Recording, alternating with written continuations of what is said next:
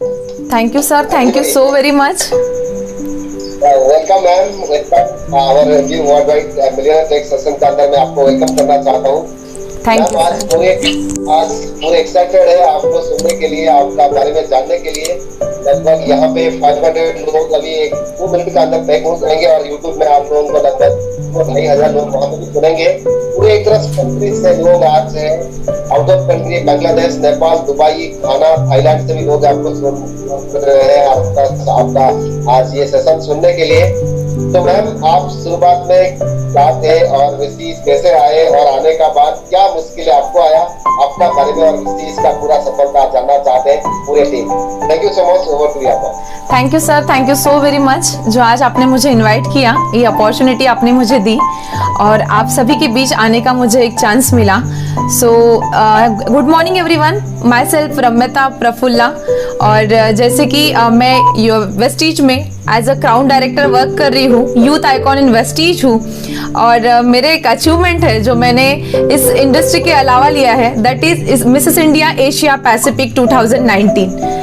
सो बहुत ही अच्छा लगा मुझे आप सभी के बीच आकर और अपनी जो जर्नी आप लोगों के साथ शेयर करने की अपॉर्चुनिटी मुझे मिली, क्योंकि आज आप देख रहे हो जिस तरीके की सिचुएशन है उसके बारे में हम बात करेंगे ही।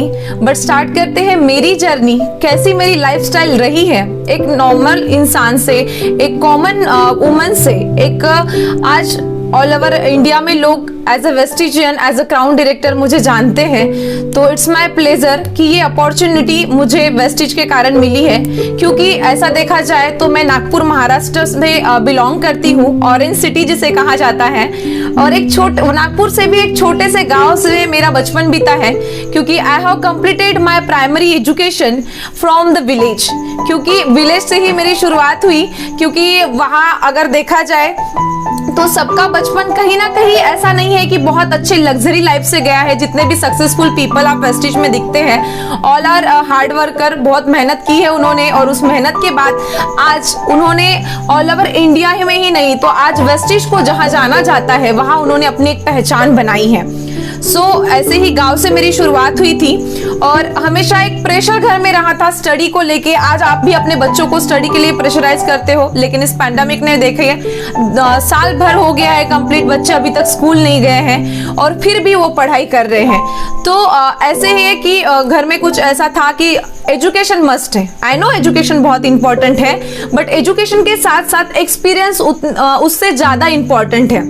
It's my point of view. मैंने जहां तक देखा बहुत सारी चीजें जो मुझे पेरेंट्स नहीं सिखा पाए, मुझे एक यूनिवर्सिटी नहीं सिखा पाई, वो सारा एक्सपीरियंस और वो सारी चीजें मुझे डीपली वेस्टिज ने सिखाई है। आई एम एक घर में एक था कि एक अच्छे मार्क्स लाने हैं, एक अच्छी ग्रेड लेनी है और पढ़ाई पे ध्यान देना है। अच्छी नौकरी मिलेगी तो अच्छे घर में शादी होगी।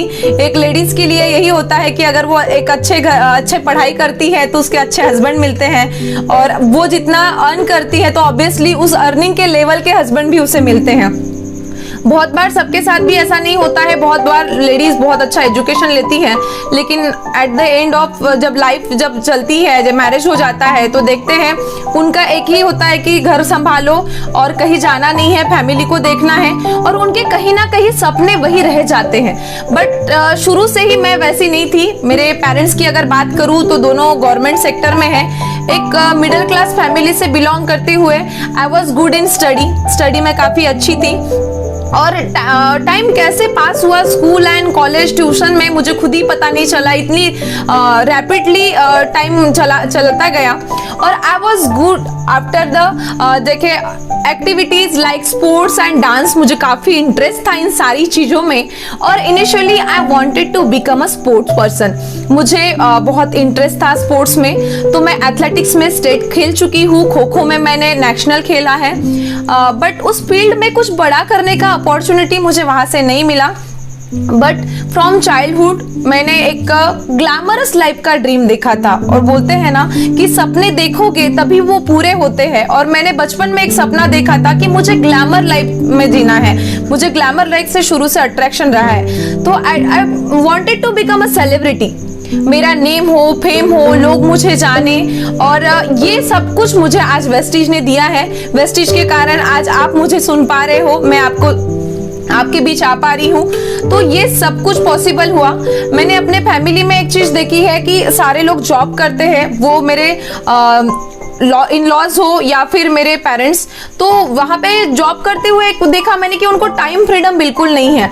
टाइम फ्रीडम नहीं होने के कारण आज बहुत सारे प्रॉब्लम हमें या उनको फेस करने पड़ते हैं। हम ज़्यादा टाइम एक दूसरे के साथ स्पेंड नहीं कर पाते।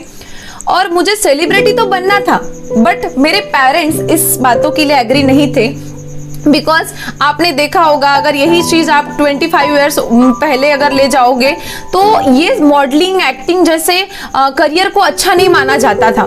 जैसे आज अगर देखा जाए कि 2 साल पहले की बात अगर करूं मैं, तो नेटवर्क में मार्केटिंग करना थोड़ा टफ लगता था, लोगों को समझाना बहुत टफ लगता था।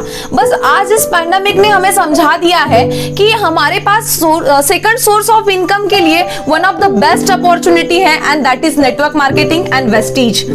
तो मुझे तो बनना था सेलिब्रिटी, बट उस टाइम में बनने के लिए वो माहौल नहीं था, वो एटमॉस्फेयर मुझे नहीं मिला। जब मुझे अपना कैरियर चुनना था तो दैट टाइम मैंने अपना कैरियर जो है मेडिकल में चूज किया। जैसे कि आप सभी जानते हो, बीइंग अ गर्ल, पेरेंट्स लोग को बहुत उसके लिए सेफ्टी सोचते हैं, उसके बारे में बहुत केयरिंग होते हैं, और वैसे ही मेरे पेरेंट्स मेरे बारे में बहुत अच्छा सोचते थे। इसलिए उनको लगता था कि अगर मेरी बेटी मेडिकल फील्ड में जाएगी, इंजीनियरिंग फील्ड में जाएगी, तो वहाँ पे सेफ्टी एंड सिक्योरिटी उसको दोनों मिलेगी। So finally I decided to continue my medical education for government medical college Nagpur. अब लोग कहते थे उसके बाद मुझे कि आपका तो मेडिकल कॉलेज में एडमिशन हो गया, ऐसे ही समझो आपकी लाइफ सेट हो गई।